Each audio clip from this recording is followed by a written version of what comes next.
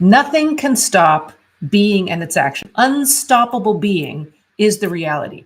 Where the Bible says, whatsoever God doeth, it shall be forever. Nothing shall be put to it, nor anything taken from it. It's like, that's the reality. The reality of being, the reality of health, the reality of abundance, the reality of purpose and passion, and all the things that we experience in life. The reality is it's complete, it's done. Nothing can be added to it, nothing can be taken from it. That means nothing can be taken from your health. Nothing can be taken from the abundance that is yours. Nothing can be taken from you that is in place based on the creation of the divine. Hi, I'm Lisa Taylor, and we talk about the law of God, the law of good here, sometimes known as Christian Science, the Christ truth that is operating all the time. So with this idea, with this concept that being is unstoppable, the nature of you is unstoppable, with that being the case, knowing that that's the law, that's the standard, and nothing can be taken from it, doesn't that mean that we will approach problems differently? I'll tell you an experience I had one time. I was at a conference. I was speaking about intuition and following God and sort of letting intuition guide me, letting divine intuition guide me in my life.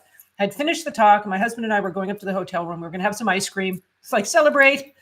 And I'm in the elevator and I get this very strong intuition, spiritual intuition, to get off the elevator and go out following this group of people that I didn't really know, following them out to this patio where they were going to have a gathering and some talking. And it's like, no, I really want to go have ice cream. It's like, no, go out. And it's like, so I said to my husband, I'll be there as soon as I can. I just am feeling prompted to go out there. So I went out on the patio. And as soon as I got out there, the women that were there were sort of huddled around and still talking. Meanwhile, there was a bat lying on the patio that had dropped, I guess, 20 minutes, half an hour before that. And they were very sad. And they were like, what do we do with this dead bat?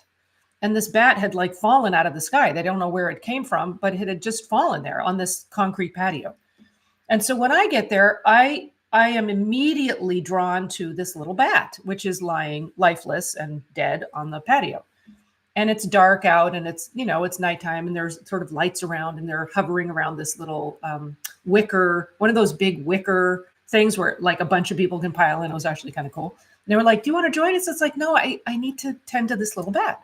So they carried on with their conversation. And I had this overwhelming sense that nothing could stop the life being expressed as this bat, that this bat got to express life. Like that was the nature of this bat. And I just loved this little bat. I don't know why. I just felt this overwhelming sense of love for this little bat. And he, to me, seemed like almost a baby. Like he seemed really small. He was very soft. And I just was petting him. It was like, no, you get to live. You get to be like, nothing can stop you from living. And I just had this overwhelming sense of love and conviction that nothing could stop life from being expressed as this bat. And really tuned in and listened to whatever intuition, whatever spiritual ideas, whatever divine ideas needed to surface for me to take action. That the divine love I was feeling was going to be able to take action in whatever this bat needed. And the long story short, the bat, which I guess I didn't find out till later, is really unusual for bats. He lifted up, like eventually, like when I was petting him, there was no breath. There was nothing. And he'd been there for half an hour. There was nothing there. He was, to all sense, he was dead. And then I noticed, oh, he's starting to breathe. When I just loved him, he started to breathe. I said, oh, and I was just petting him. It's like, nice little bat. And the next thing I know, he gets up from the ground and flies up to this wicker thing, and then drops from the wicker thing into the air and then out into the blackness, into the night, and flew away.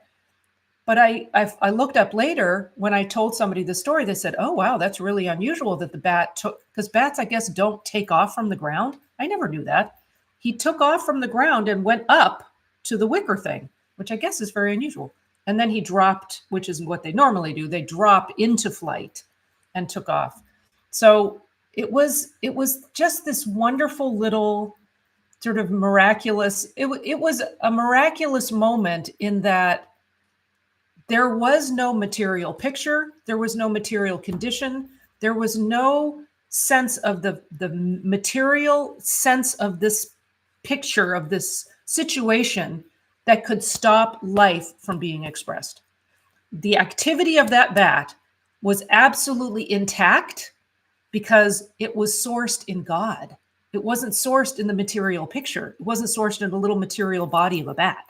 It was sourced in the identity of this bat, which is spiritual. Nothing could be taken from the bat. Nothing could be taken from life or the expression of life. Just like nothing can be taken from your health or the expression of your health. God is your health. God is your source. God is your supply. God is your substance. Nothing can be taken from the abundance that is you. Nothing can be taken from the harmony that is you, your experience, or the connectedness that you feel, feeling at one with other people, having communion and, good conversation and good relationships and good connection with other people, all governed by God. Harmony is in God. Nothing can be put to it, nor anything taken from it. So nothing can stop being and its action. I believe that is a quote, actually, from Mary Baker Eddy from the book Science and Health. And if you don't know the book Science and Health, I highly recommend it. I mean, the whole last 100 pages are people who have been healed just from reading the book. So if you haven't checked that out, just go to, I think you can just go to, you can go to christianscience.com and look for it. You might even be able to just research Science and Health, get the authorized edition, but read the book. It's this amazing science of God. It's the law of God, the law of good. If you don't talk in terms of God, that's okay. The law of good. It's the Christ. And if you don't talk in terms of the Christ, talk in terms of truth. It's the truth, that divine principle that is governing everything, that is ever present, that when we pray, right, we're aligning our thought with what is, with what already exists. It's the power of good that's already present. It's the principle of that, the law of that is governing everything. And when we align our thought with it, we get to see more of that evidence all around us in our life. That's when we see healing. That's when we see more abundance. That's when we see better relationships. That's when we see better health. Like everything starts to work out better. Anyway, if you like these ideas, share this out.